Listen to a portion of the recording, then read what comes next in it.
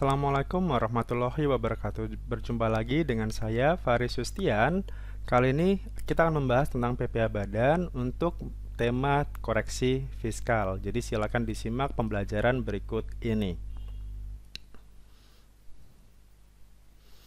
Jadi, kali ini kita membahas tentang PPh Badan. Untuk tema kali ini adalah tentang koreksi fiskal. Apa itu koreksi fiskal? Kemudian bagaimana cara untuk menambah atau menguranginya.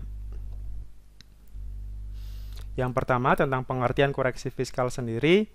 Koreksi fiskal secara umum adalah rekonsiliasi fiskal dilakukan oleh wajib pajak karena terdapat perbedaan penghitungan antara laba menurut komersil atau akuntansi dengan laba menurut perpajakan. Laporan keuangan komersil ditujukan untuk menilai kinerja ekonomi dan keadaan finansial dari sektor swasta, sedangkan laporan keuangan fiskal ditujukan untuk menghitung pajaknya. Jadi memang pasti ada terjadi perbedaan antara laporan keuangan komersil dengan laporan keuangan fiskal. Nah, penyesuaian perbedaan itu namanya koreksi fiskal.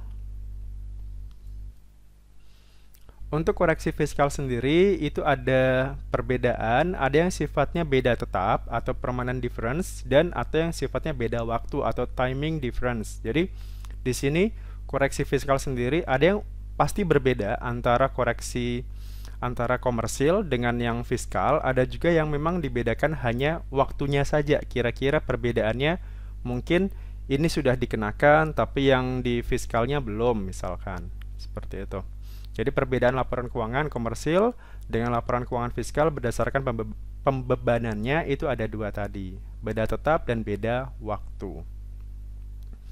Nah, contohnya beda tetap itu seperti apa? Jadi beda tetap merupakan perbedaan pengakuan baik penghasilan maupun biaya antara akuntansi komersil dengan ketentuan undang-undang pajak yang sifatnya permanen. Artinya di sini memang antara koreksi fiskal yang dilakukan tidak akan diperhitungkan dengan laba kena pajak. Jadi contohnya katakanlah biaya atas keperluan pribadi misalkan. Nah, kalau di komersil itu masih bisa diakui biaya atas keperluan pribadi gitu. Nah, tapi kalau di fiskal biaya atas keperluan pribadi tersebut tidak akan dikenakan atau pasti akan dikoreksi.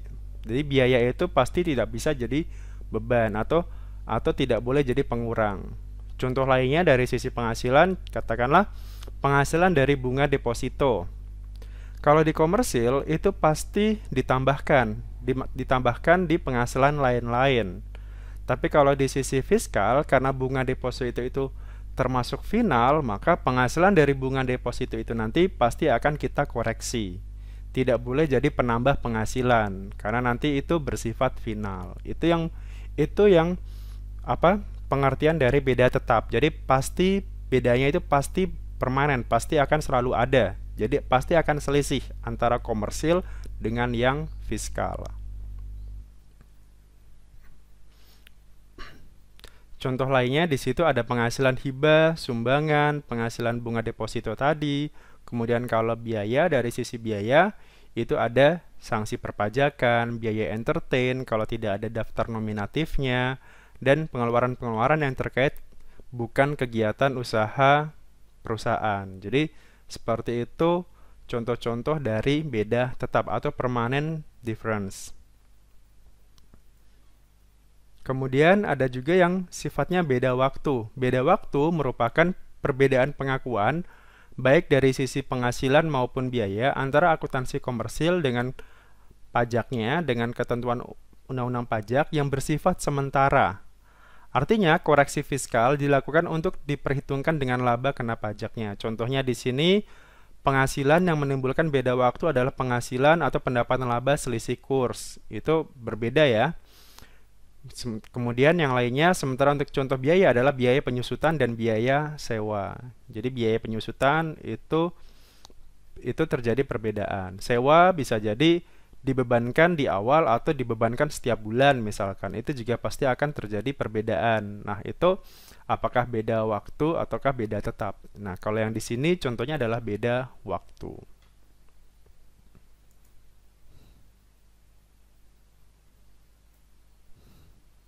Nah, kemudian koreksi fiskal itu ada yang bersifat positif, ada yang bersifat negatif.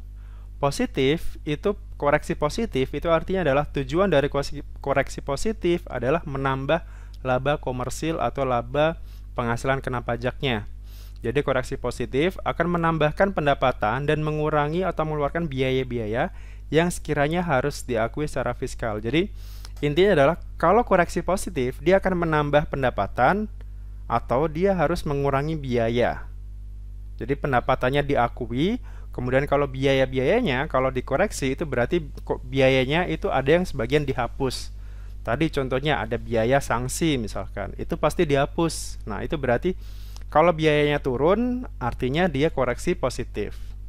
Sementara kebalikannya kalau koreksi negatif itu contohnya tadi ya tujuan dari koreksi negatif adalah mengurangi laba komersil atau laba penghasilan kena pajak.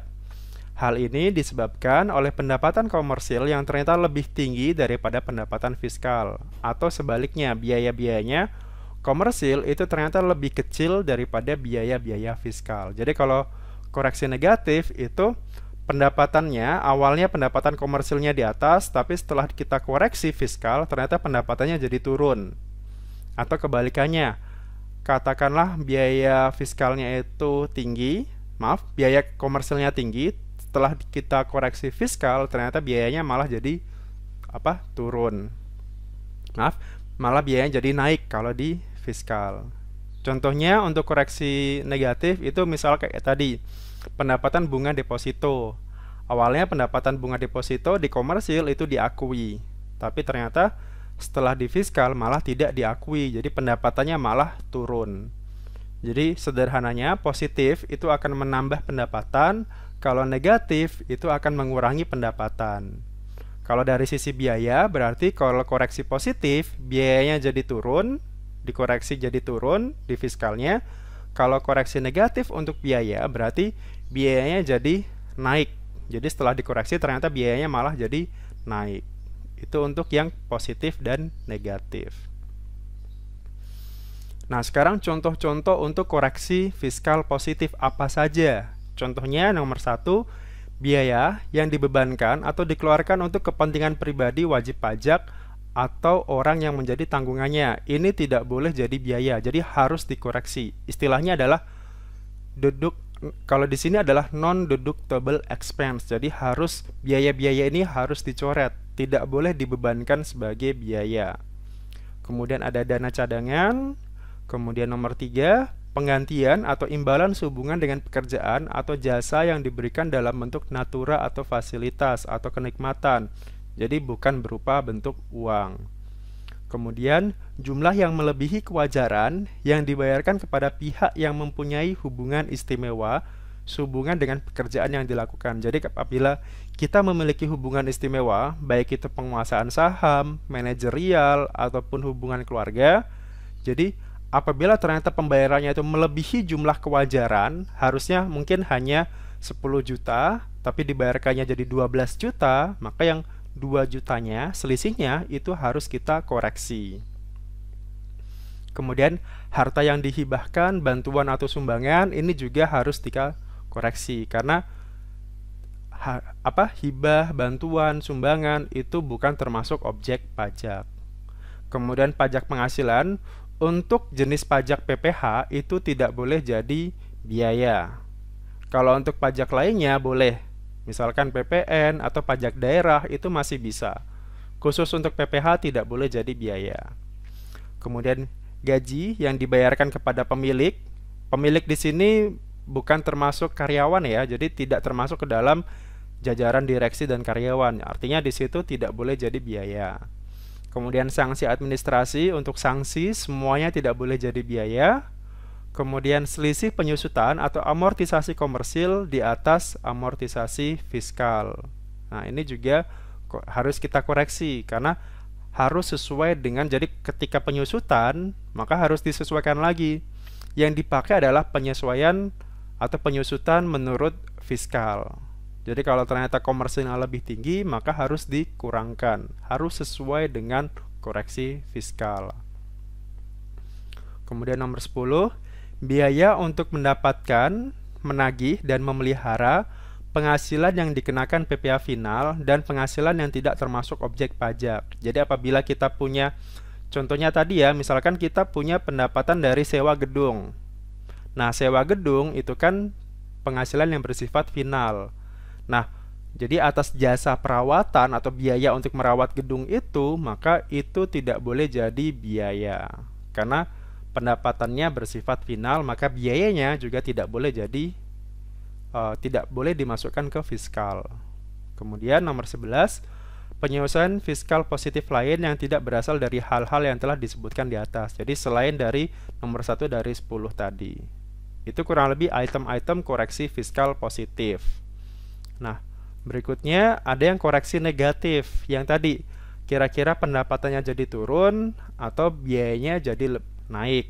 Nah, nomor 1 adalah dari sisi penghasilan yang dikenakan PPh final dan penghasilan yang tidak termasuk objek pajak, tapi termasuk dalam peredaran usahanya ya. Jadi katakanlah perusahaan dia memiliki berbagai macam jenis penghasilan, mulai dari kegiatan usaha, dari modal, sampai dari penghasilan lain-lain.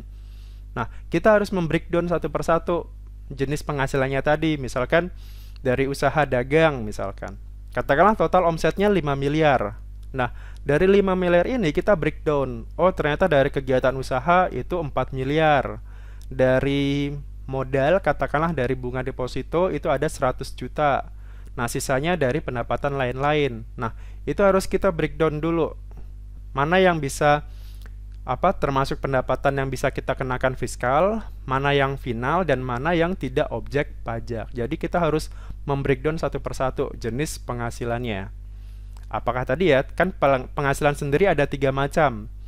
Penghasilan yang dapat dikenakan pajak atau objek pajak, kemudian penghasilan yang dikenakan PPh final, dan yang terakhir adalah penghasilan yang bukan objek pajak.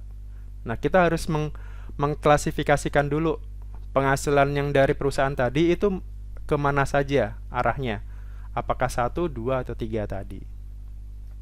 Kemudian nomor 2, selisih penyusutan atau amortisasi komersil di bawah penyusutan amortisasi fiskal. Nah, ini juga kebalikan tadi ya, ternyata fiskal itu lebih tinggi daripada komersilnya. Nah, berarti penyesuaiannya jadi negatif karena ternyata biaya penyusutannya jadi lebih tinggi. Kemudian yang terakhir nomor 3, penyelesaian fiskal negatif lain yang tidak berasal dari hal-hal yang telah disebutkan di atas. Artinya selain dari nomor 1 dan nomor 2 yang mungkin ada aturan khusus atau aturan tersendiri nanti. Kurang lebih seperti itu untuk yang koreksi fiskal negatif. Semoga pembelajaran ini berguna bagi Anda. Mohon maaf kalau ada kekurangan. Terima kasih atas waktunya. Sampai jumpa di pertemuan berikutnya. Assalamualaikum warahmatullahi wabarakatuh.